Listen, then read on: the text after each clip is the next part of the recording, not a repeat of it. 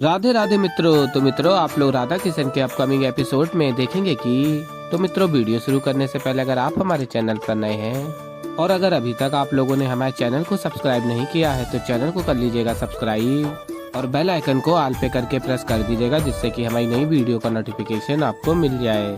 तो मित्रों, आप लोग देखेंगे कि श्रीनिवास कहते हैं गोविंदराज से आप जाइए और राजा आकाश की सेना को सज्ज रखिए, हमें उनकी आवश्यकता होगी। कोलासुर यहाँ कभी भी आता होगा। और फिर आगे आप लोग देखेंगे कोलासुर गांव वासियों को कैद कर लेता है अपने जाल में और कहता है यदि नारायण को सभी के प्राण बचाना है तो स्वयं उन्हें मेरे पास चलकर आना होगा।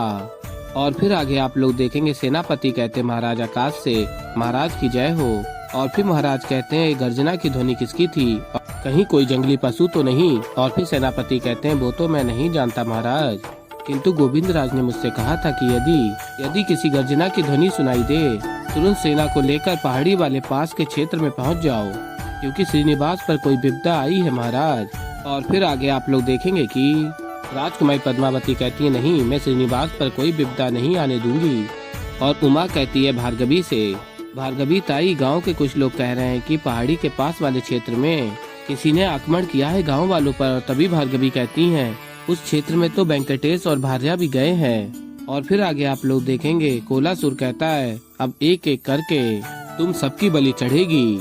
और फिर तभी महाराज आकाश की सेना कोलासुर पे आक्रमण करती है, किंतु कोलासुर को कुछ नहीं होता और प्रसन्न हो रहा होता है कोलासुर। और फिर महाराज आकाश कहते हैं ऋषि भृगु, आप ही अपनी शक्ति द्वारा इसे रोक सकते हैं, कृपया कुछ कीजिए। और फिर महर्षि भृगु कहते हैं मैं प्रयास करता हूँ। और फिर ऋषि भृगु धरा से मिट्टी लेते हैं और मंत्र पढ़ के अपना अस्त्र छोड़ते हैं, किंतु कोलासुर अधिक शक्तिशाली होने के कारण ऋषि भृगु की शक्ति विफल हो जाती है। ये देख सभी चिंतित हो जाते हैं और राजकुमार वासु अत्यंत प्रसन्न हो रहा होता है। और फिर ऋषि भृगु कहते हैं कौन हो तुम? और फिर असुर कहता है मैं महाअसुर कोलासुर हूँ मैं। और फिर ऋषि भृगु कहते हैं क्या चाहिए तुम्हें, यहाँ क्यों आए हो?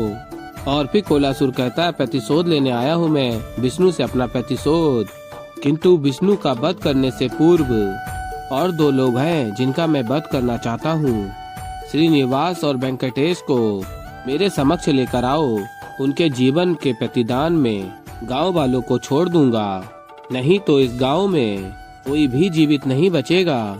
और अत्यंत प्रसन्न हो रहा होता है कोलासुर। और तभी राजकुमार वासु कहता है इतनी दया दिखाने की आवश्यकता नहीं है कोलासुर, सबका वध कर दो सबका, और सबसे पहले इसका।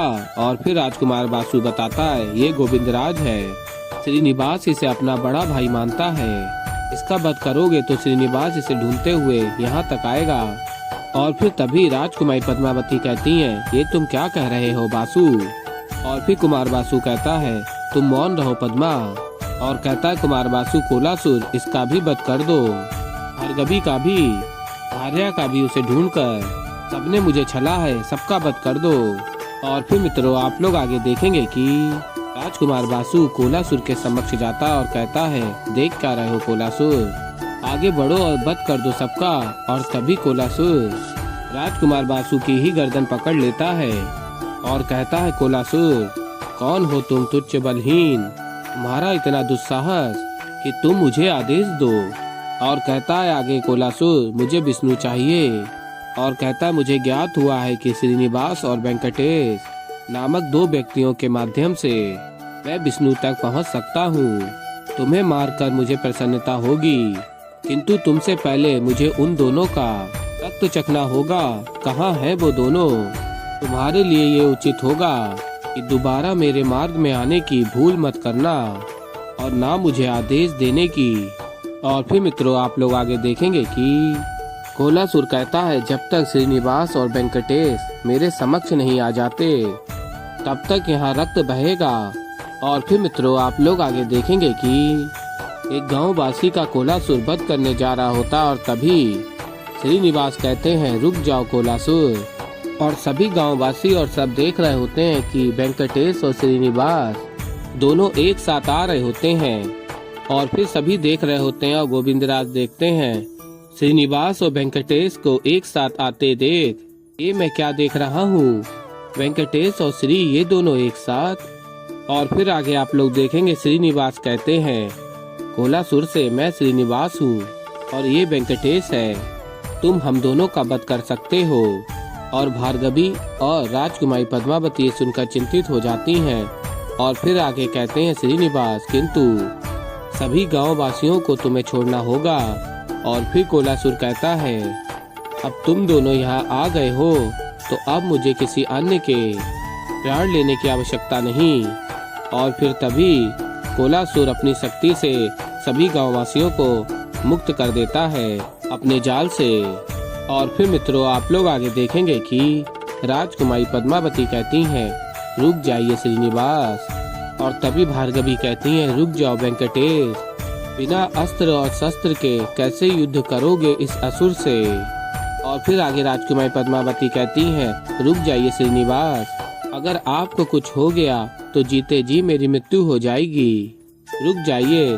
और फिर तभी श्रीनिवास कहते हैं मैं इन सभी निरपराध गांववासियों को क्षति नहीं पहुंचने दे सकता पद्मावती, और वैसे भी ये असुर हमारा वध करने आया है, इस युद्ध को हमें ही लड़ना चाहिए। और फिर आगे आप लोग देखेंगे कि वेंकटेश और श्रीनिवास कोलासुर के समक्ष जाते हैं। और फिर कोलासुर अपनी शक्तियों का उपयोग करके श्रीनिवास और वेंकटेश के ऊपर आक्रमण करता है और तभी वेंकटेश और श्रीनिवास बच जाते हैं। और फिर आगे आप लोग देखेंगे कि देवी पार्वती कहती हैं महादेव आपके आराध्य को आपकी सहायता की आवश्यकता है, आप जाइए और उनकी सहायता कीजिए। और फिर तभी महादेव कहते हैं नहीं गौरी, इस संग्राम में मेरी कोई भूमिका नहीं है। और बताते हैं देवी पार्वती को मेरे आराध्य की इस अंतिम लीला का सबसे महत्वपूर्ण पड़ाव है। और फिर तभी देवी पार्वती कहती हैं इसलिए तो मैं सबसे अधिक चिंतित हूँ। और फिर महादेव कहते हैं किंतु तुम एक अत्यंत महत्वपूर्ण बात भूल रही हो गौरी। और फिर देवी पार्वती कहती हैं वो क्या महादेव। और फिर महादेव कहते हैं जब श्रीनिवास और वेंकटेश एक ही हैं तो फिर आराध्य दो भिन्न व्यक्ति बनकर क्यों आए हैं। और फिर देवी पार्वती कहती हैं महादेव से सत्य कह रहे हैं आप, मैंने तो इस विषय में सोचा ही नहीं। और फिर महादेव बताते हैं आगे अवश्य ही इसमें आराध्य की इसके पीछे कोई योजना है और उनका कौन सा रूप कब और कैसे कोलासुर का वध करेगा, इसके लिए सहायता के प्रयास की आवश्यकता नहीं है, लीला की प्रतीक्षा की आवश्यकता है। और फिर मित्रों आप लोग आगे देखेंगे कि श्रीनिवास कहते हैं आगे बढ़ो कोलासुर, करो प्रहार, हम दोनों सज्ज हैं तुम्हारे साथ युद्ध लड़ने के लिए। और फिर तभी कोलासुर कहता है अच्छा तो तुम दोनों मेरे साथ युद्ध लड़ोगे, और अत्यंत प्रसन्न हो रहा होता है कोलासुर। और फिर मित्रों आप लोग आगे देखेंगे कि कोलासुर अपनी शक्तियों से शस्त्र प्रस्तुत करता है और कहता है वेंकटेश श्रीनिवास से उठाओ शस्त्र और करो मुझ पर प्रहार। और कहता है अभी पता चल जाएगा कि कितने बलवान हो तुम दोनों, मैं भी देखना चाहता हूँ कि कोलासुर से युद्ध करने का सामर्थ्य किसमें है। और फिर मित्रों आप लोग आगे देखेंगे कि श्रीनिवास और वेंकटेश शस्त्र उठा लेते हैं और कोलासुर से युद्ध लड़ रहे होते हैं और सभी चिंतित होते हैं युद्ध देखकर। कोलासुर अत्यंत शक्तिशाली होता है। और तभी राजकुमार बासु अत्यंत प्रसन्न होकर कहता है कर दो कोलासुर इन दोनों का वध। और फिर तभी कोलासुर राजकुमार बासु को देखता है और कहता है कोलासुर मैंने तुम्हें पहले ही चेतावनी दी थी कि मुझे आदेश मत देना, किंतु तुमसे तो मौन नहीं रहा जा रहा है ना, मैं तुम्हें सदा के लिए ही मौन कर देता हूँ। और तभी राजकुमार बासु भयभीत होकर भागता है और कोलासुर अपनी शक्तियों से राजकुमार बासु को रोक लेता है। और फिर कोलासुर राजकुमार बासु का वध करने जा रहा होता है। तो ऐसे ही मित्रों आगे और भी बहुत कुछ देखेंगे। तो अभी के लिए इस वीडियो में इतना ही।